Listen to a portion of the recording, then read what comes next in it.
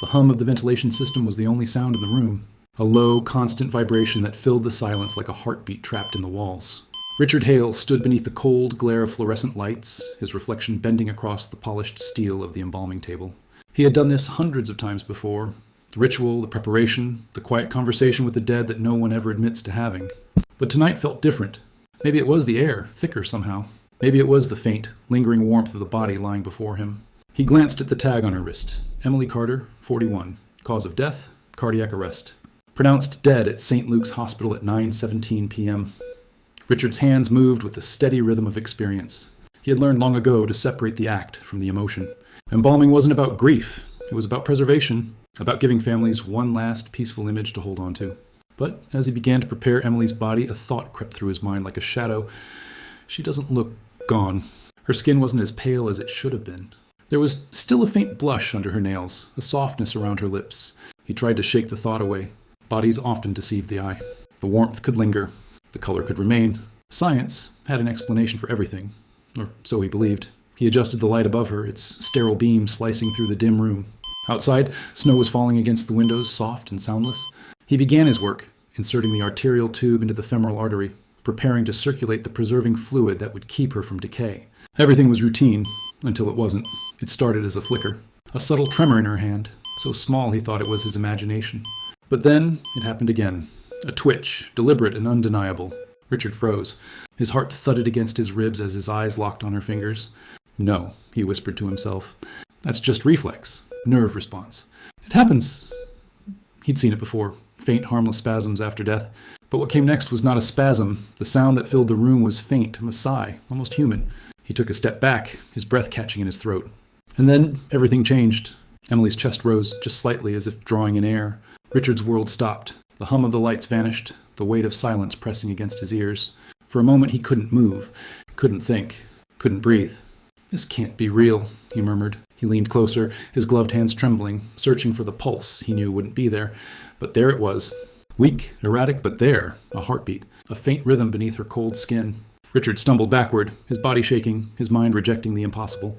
He reached for his phone, fumbling with the buttons, his voice breaking as he called emergency services. She's breathing, he gasped. The deceased, she's breathing. The dispatcher's voice crackled through the speaker, calm, rehearsed, certain he was mistaken. Sir, please repeat that. But before Richard could answer, Emily's eyes opened, wide, glassy, empty, yet aware. Their color caught the harsh light like shards of blue ice. Richard's breath hitched, and for a moment he couldn't tell if what he was seeing was real or some cruel trick of exhaustion and fear. Then, as suddenly as it had begun, her movement ceased. Her chest fell still. The room seemed to contract, the air heavy with what could not be explained. Richard dropped to his knees beside the table, whispering words he didn't understand. Prayers, disbelief, or maybe both. Later, he would struggle to describe what he saw. He would tell investigators that the dead don't move. They don't breathe. That he had done nothing wrong. But in his own private recollection, there was one truth he couldn't escape. When he looked into Emily Carter's eyes that night, for just a second, he saw life, and it looked back at him. Before that night, before the sterile lights and the impossible breath, Emily Carter was a name that carried warmth. To those who knew her, she wasn't just another name on a death certificate. She was the steady heartbeat of her family, a woman who painted sunlight into the lives of others.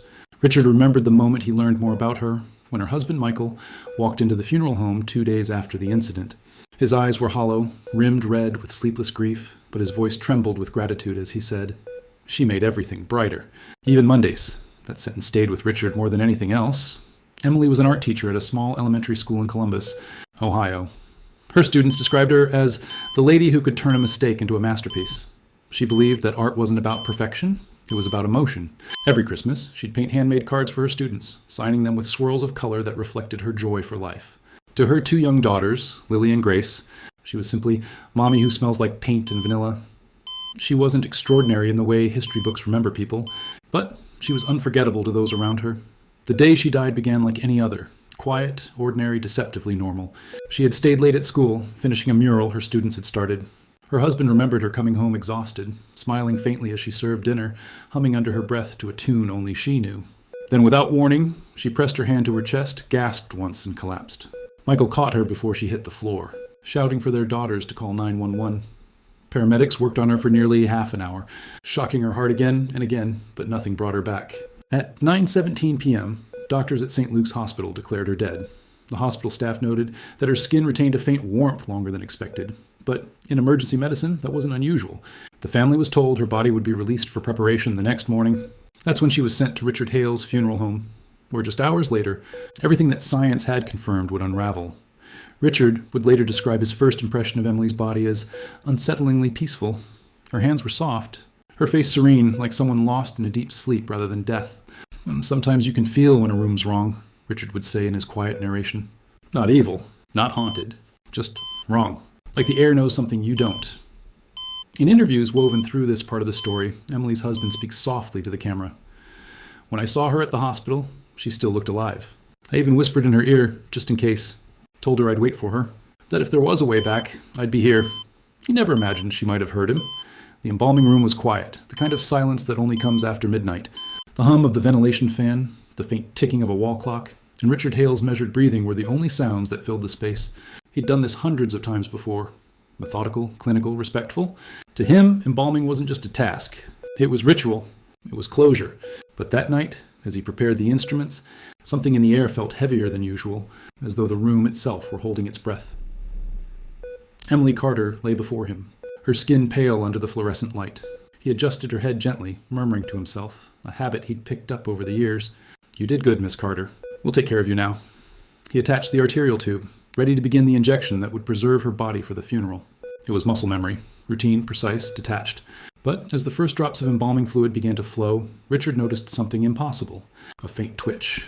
At first, he dismissed it as the body's natural reaction, an illusion caused by muscle reflex. It happened sometimes.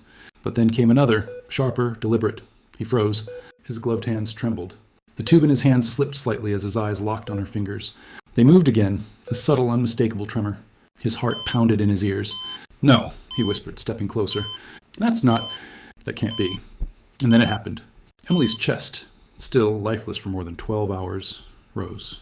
Slowly, shallowly, but undeniably. She breathed. Richard stumbled backward, knocking over a tray of instruments.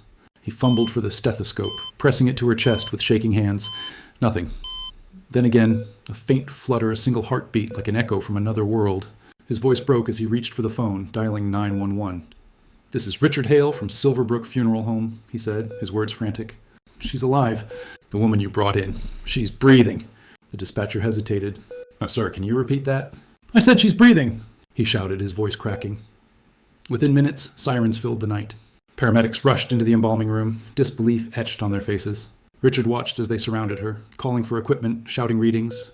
Faint pulse, oxygen dropping. One medic, his expression a mix of awe and fear, whispered, How is this even possible? For several agonizing minutes, Emily's chest rose and fell.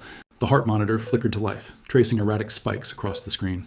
The line danced between life and death, defying everything the human body was supposed to do.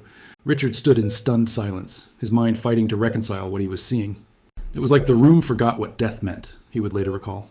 Like something, or someone, had stepped back through the door we all thought was closed. But as quickly as it began, it ended. Her breathing slowed, her pulse faded, and the line flattened once more. The room was silent again, except for the faint whir of the monitor's cooling fan. Richard leaned against the wall, drained, trembling. It was like she came back, he whispered, and only to say goodbye. He didn't sleep that night, because somewhere in his mind, he swore he could still hear it. The sound of her breath echoing through the cold, metal room. In the days that followed, the embalming room at Silverbrook Funeral Home became the center of a mystery that no one could quite name. The paramedics who had witnessed Emily's brief revival filed reports that seemed more like ghost stories than medical documentation. The hospital demanded a review, and Richard Hale, once a man guided by routine and science, found himself awake at night, staring at the ceiling, replaying every second in his mind.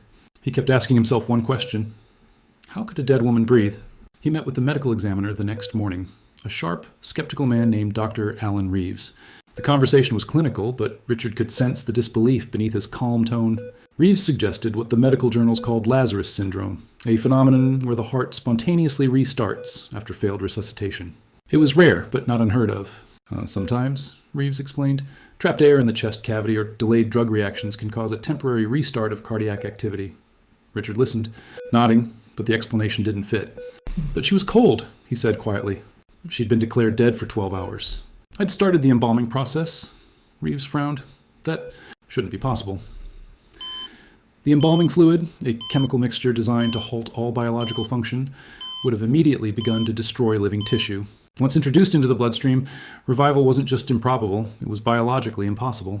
And yet, he'd felt her pulse. He'd seen her chest rise. He wasn't imagining it. He'd called 911. The medics had confirmed it. The story spread. Local reporters caught wind of it first. Ohio woman breathes during embalming. Then, larger outlets picked it up. Some called it a miracle. Others, a hoax. But for Richard, there was no comfort in either explanation. He wasn't a man who sought the supernatural. He'd built his life on procedure, on certainty. And yet, that night had fractured his understanding of both. He found himself digging through medical literature late into the night. Articles on suspended animation, near-death experiences, and neural activity after cardiac arrest. One theory suggested that, under extreme hypothermic conditions, the brain could survive longer than expected without oxygen. Another paper described a case in which faint reflexes appeared hours after death, but never full respiration. None of it came close to what he had seen. Richard began visiting St. Luke's Hospital, speaking to doctors who'd been on duty when Emily was first declared dead. One of them, a young neurologist named Dr. Hannah Mills, confessed something that made his skin crawl. When she came in, she said, her EEG was flat, no brain activity. But for a few seconds, just before we pronounced, one of the leads spiked. A tiny burst of electrical signal. We thought it was interference. That detail lodged itself in Richard's mind. A faint spark dismissed as noise. Could that have been something more? The last echo of consciousness? He didn't know. All he knew was that every scientific explanation felt like a patch over a wound that refused to close. That night, Richard recorded his thoughts into a small tape recorder, something he used for work notes. His voice was calm, but his words carried weight. I've spent my life with the dead. I thought I understood the boundary between their world and ours. But maybe it's not a line. Maybe it's a blur. After the chaos of that night, Emily Carter's body was moved back to St. Luke's Hospital under strict observation.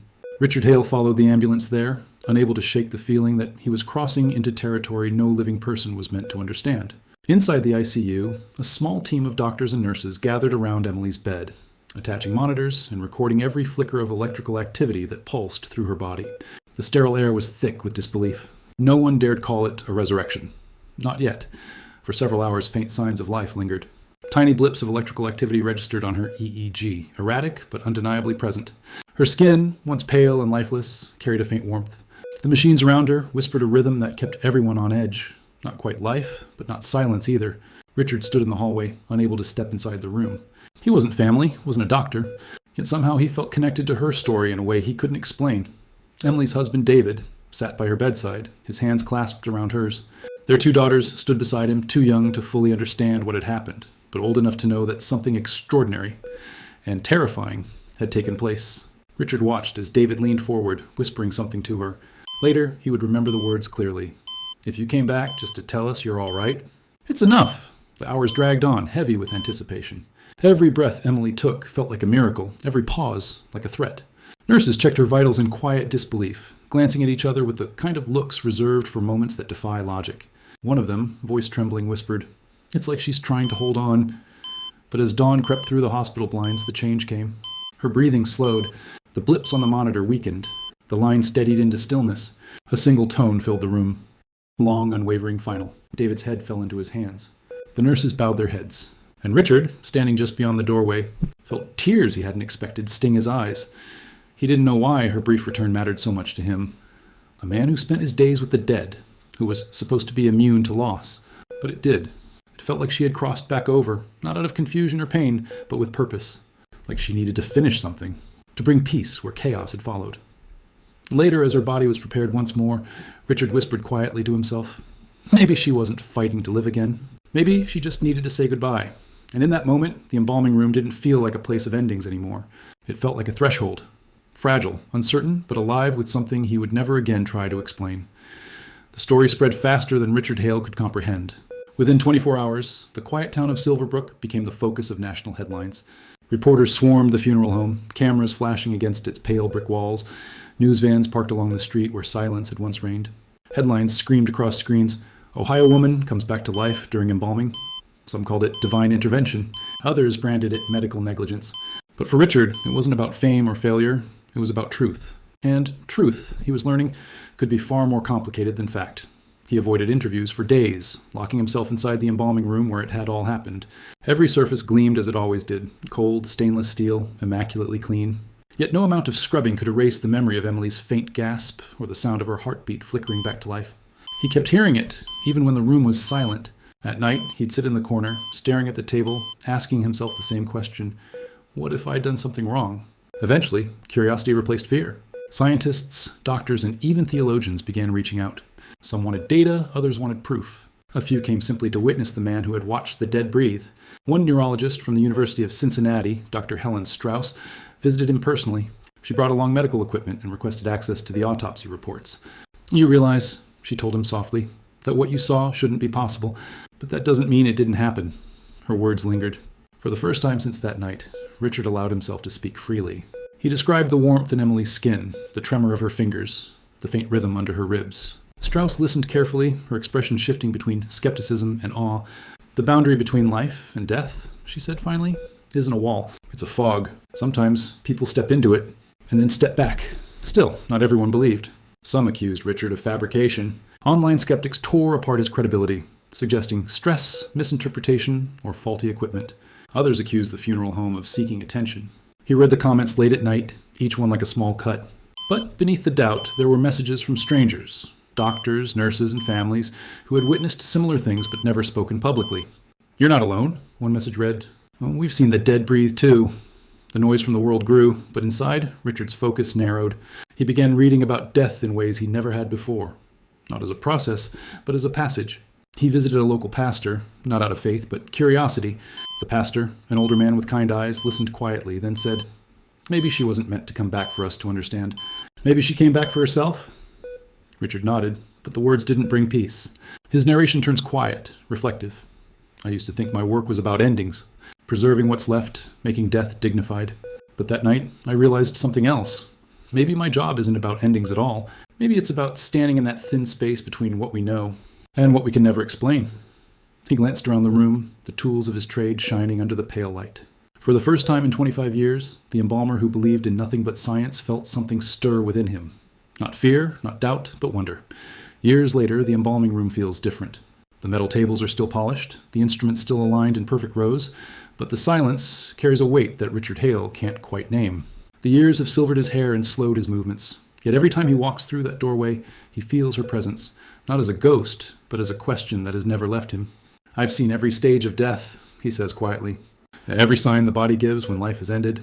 But that night rewrote everything I thought I knew." He sits in the same chair where he once waited for the paramedics, staring at the spot where Emily Carter had lain. It's strange, he thinks, how a single breath, one soft, stolen gasp, can haunt a man for decades.